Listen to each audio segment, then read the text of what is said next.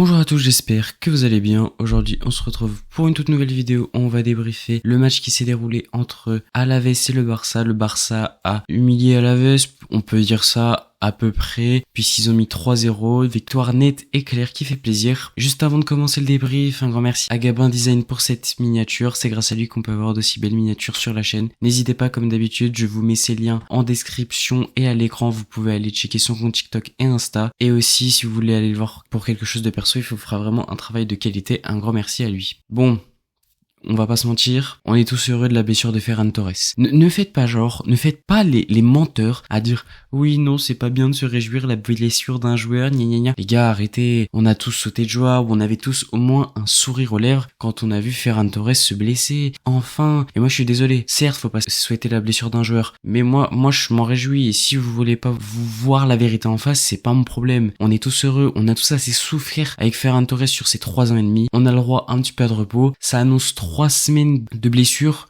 Honnêtement frérot, prends ton temps, vraiment, prends ton temps. Il y a pas de pression sur toi, vraiment. Tu peux prendre un peu plus de temps, genre 1 mois, 3 mois peut-être. J'arrondis, puisque 3 semaines, 3 mois, moi je trouve que ça se ressemble pas mal. Donc voilà, mais frérot, franchement, prends ton temps. On n'est pas pressé, donc reviens quand tu seras bien prêt. Voilà. D'ailleurs, on va revenir sur la composition qui est honnêtement quasi parfaite, sauf Ferran Torres du coup. Hansi Flick qui a compris ce qu'on voulait. Bon, il met Ferran Torres, ça on n'y peut rien. Au final, il sort direct, donc on l'a même pas vu. Donc ça c'est nickel. Mais Koundé a été reposé, c'est ce qu'on voulait. Franchement, c'était important. Hector Fort en plus sur le côté droit, comme on l'a vu, ça a fait l'affaire. On l'avait dit, on le savait, et ça a pas loupé. Donc voilà, Hector Fort est largement au-dessus de Gérard Martin, comme on l'avait prévu. Ce qui est aussi choquant, comme d'habitude, c'est le piège du hors-jeu. Je crois que Alaves a fait un total de 12 hors-jeu ou 13 hors-jeu. Toutes les actions, ils faisaient des hors-jeu. Toutes les actions, ils étaient hors-jeu. C'était une dinguerie. Tout était hors-jeu. Et franchement, les arbitres, mais vous cassez les couilles à ne pas vouloir siffler un hors-jeu, alors que des fois, il y a 6 mètres entre les deux joueurs. Enfin, abusez pas. Ok, des fois, c'était assez loin. Il n'y avait pas de problème. Là, siffler le hors-jeu après, si vous n'êtes pas sûr et qu'il n'y a pas grand-chose, d'accord, moi j'accepte. Mais des fois,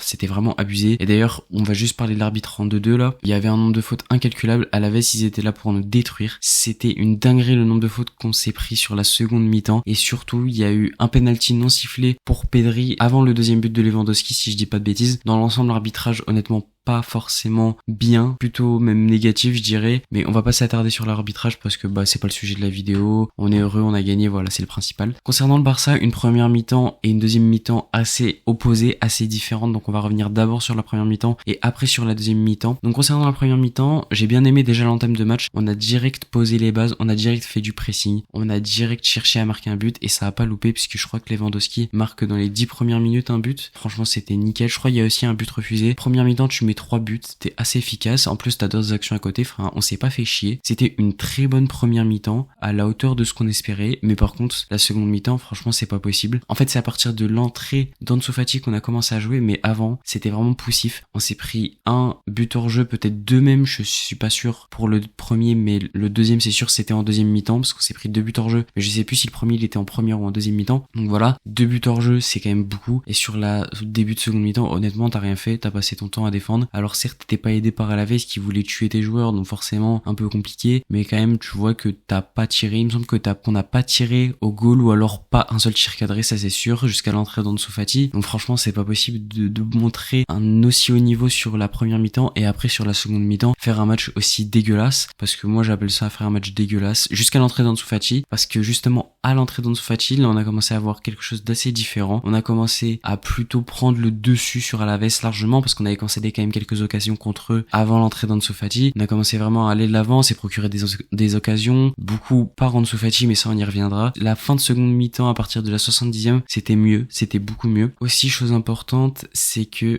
Flick a fait tourner et a bien fait tourner puisqu'il a sorti Lamine Yamal assez tôt, je crois la 60-65e minute. Koundé, comme je l'ai dit, il a pas joué pendant 65 minutes, donc ça c'est très bien. On a vu la rentrée du coup d'Ansu Fati, on a vu aussi la rentrée de Frenkie de Jong, un peu moins, je crois qu'il a joué que 10 minutes, ça c'est un peu décevant, j'aurais aimé voir plus Frenkie de Jong qui puisse vraiment monter en level, ça aurait été vraiment bien. C'est plutôt bien au niveau des changements, franchement c'était bien le turnover, j'ai bien aimé, beaucoup de repos aux joueurs qu'il fallait. Inigo Martinez aussi qui est sorti, important, puisqu'en plus il va pas à la trêve, à la base il devait y aller mais il y est pas allé. On ressort avec 0 blessure, hormis Ferran Torres, mais ça c'est une blessure qui est accueillie avec bonne nouvelle, avec vraiment une fête. Je pense que je vais créer une fête, je vais faire une fête pour cette blessure tellement c'est magnifique. Donc voilà, et aussi ce qui était impressionnant c'est les contre-attaques. Les contre-attaques franchement c'était waouh sur la première mi-temps parce que la seconde mi-temps il y en a pas eu. Les joueurs ils se sont battus, que ce soit Lewandowski à un moment, il récupère un ballon dans limite la surface de réparation du Barça et ils arrivent quasiment à une action. Et c'est l'action où d'ailleurs Lamine Yamal se fait tacler alors qu'il a même pas la balle, juste il veut courir, il se fait tacler, il y a même pas de jaune, enfin super, c'est génial. Et voilà, il y a eu beaucoup de récupération de Rafinha, beaucoup de récupération de Pedri, de Casado, vraiment ça allait très très vite et c'est ce qui nous a permis d'ailleurs de marquer le troisième ou deuxième but. C'est vraiment un détail qui est devenu important sous Flick, comme le piège de hors-jeu, comme le pressing, les récupérations et les contre-attaques très rapides, c'est vraiment devenu des choses importantes qui n'étaient pas d'ailleurs sous Xavi. C'est vraiment une évolution par rapport au Barça de l'année dernière, c'est vraiment quelque chose qu'on voit absolument directement. Je pense que là du coup on peut passer aux joueurs et on va commencer par le seul homme mauvais du match que j'aimerais évoquer, c'est Peña. Franchement Peña c'est dégueulasse. Heureusement qu'on a Chesney qui arrive, hein. On va l'appeler Tech maintenant parce que c'est son surnom, il a dit que beaucoup de gens l'appelaient Tech, donc maintenant ce sera Tech parce que c'est Chesney, enfin il y a plein de prononciations, c'est chiant, on n'est pas polonais, voilà. Donc maintenant ce sera Tech, ce sera plus simple. Donc heureusement qu'il arrive parce que Peña encore une fois c'était vraiment mauvais. Il y a des sorties de balles qui sont pas bonnes, les relances, bon ça on le savait c'est pas ouf, mais il y a un truc qui m'a vraiment choqué, c'est les sorties déjà. Les sorties c'est catastrophique. Des fois il sort, il jette la balle en touche alors que vraiment il a 50 ans pour dégager, il y a aucun problème. Les sorties aussi dans sa surface de réparation qui sont mauvaises, on a failli se prendre un but sur ça. Il s'est vraiment fait enrhumé comme face à Osasuna d'ailleurs si on se souvient de ça. Sur les corners, sur les coups de pied arrêtés tout court, en fait il est vraiment pas bon, il dégage aucune assurance. À un moment il y a un lob d'un joueur d'Alaves qui est pourri, le lob il est claqué, il arrive même pas à capter la balle alors que vraiment il ne bouge même pas, genre il est statique, il prend la balle et il arrive quand même à la mettre en corner. C'est désolant. Et tu vois aussi que sur sa ligne c'est un plot, le gars est un plot. Sur le but, sur un des buts alignés par le Deportivo Alaves, en fait il bouge pas, genre il regarde la balle, oh quelle jolie balle, il fait aucun effort. Peña c'est vraiment catastrophique, et heureusement qu'il y a Chesney qui arrive parce que ça l'aurait vraiment pas fait. J'ai directement envie de passer à l'homme du match et en fait je suis en train de me dire en disant ça qu'il y aura deux hommes du match, Monsieur Lewandowski et Monsieur Rafinha. On va commencer par Lewandowski qui est le plus évident je pense, c'est le premier, si t'as pas regardé le match tu te dis c'est lui, auteur d'un triplé, efficacité maximum, je crois que c'est les 3 seules occasions qu'il a eu et les 3 seules occasions qu'il met, donc voilà, efficacité 100%, largement Pichichi de la Liga, je crois qu'il a plus d'un but par match, c'est magnifique. Lewandowski, ce qu'il est en train de faire sous Flick, c'est vraiment super, il fait exactement ce qu'on lui demande, but, il est à la limite du hors-jeu à chaque fois, mais ça passe à chaque fois, donc vraiment parfait, renard des surfaces, il convertit les occasions, c'est nickel. Concernant Rafinha, magnifique, le Brésilien, j'en ai même pas les mots, je sais pas ce qui se passe lui aussi sous Flick, c'est impressionnant, la tournure qu'il a pris, je sais pas, peut-être Xavi était vraiment un mauvais coach, foncièrement mauvais, ou alors Flick est un coach juste exceptionnel, mais il y a un truc, franchement, peut-être un peu des deux, mais là c'est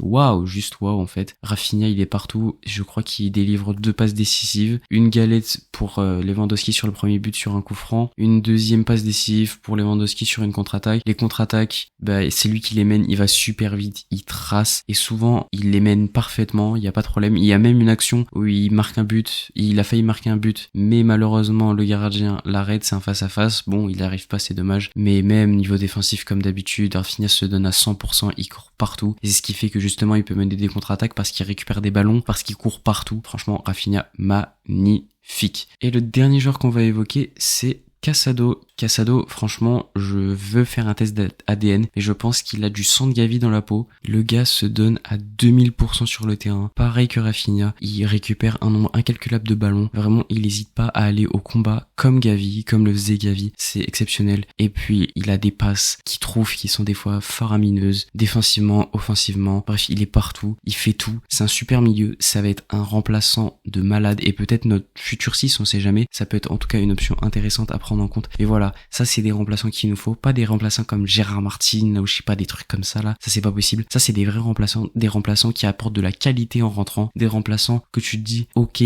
on a du mal, mais au pire si par exemple Frenkie de Jong fait pas un bon match, on peut mettre Casado, lui fera un bon match. Enfin voilà, Casado c'est plus qu'un plus justement sur cette équipe et il aura un rôle déterminant sur cette saison à n'en pas douter. Voilà, c'est la fin de la vidéo, j'espère qu'elle vous aura plu. On arrive du coup en trêve internationale, le Barça finit leader de la Liga sur cette deuxième trêve internationale. Je vais pas vous mentir qu'il y aura pas beaucoup de vidéos sur cette trêve internationale, il y en aura une sur peut-être deux, mais je vais me concentrer pendant cette mini pause de 1 semaine et demie, 2 semaines à rechercher beaucoup de vidéos pour que vous ayez des illustrations différentes sur les vidéos, pour vous apporter vraiment un meilleur contenu. Donc vidéo 5 enseignements, la vidéo qui a le plus marché sur ma chaîne, voilà, qui arrive dans 3-4 jours je pense, peut-être 2 à voir. En attendant, comme d'habitude, n'hésitez pas à me follow sur tous les réseaux, que ce soit TikTok ou Insta, mais aussi Twitter. Et n'oubliez pas surtout de liker la vidéo, de la partager, de vous abonner, d'activer la cloche. Et moi je vous dis tchuss.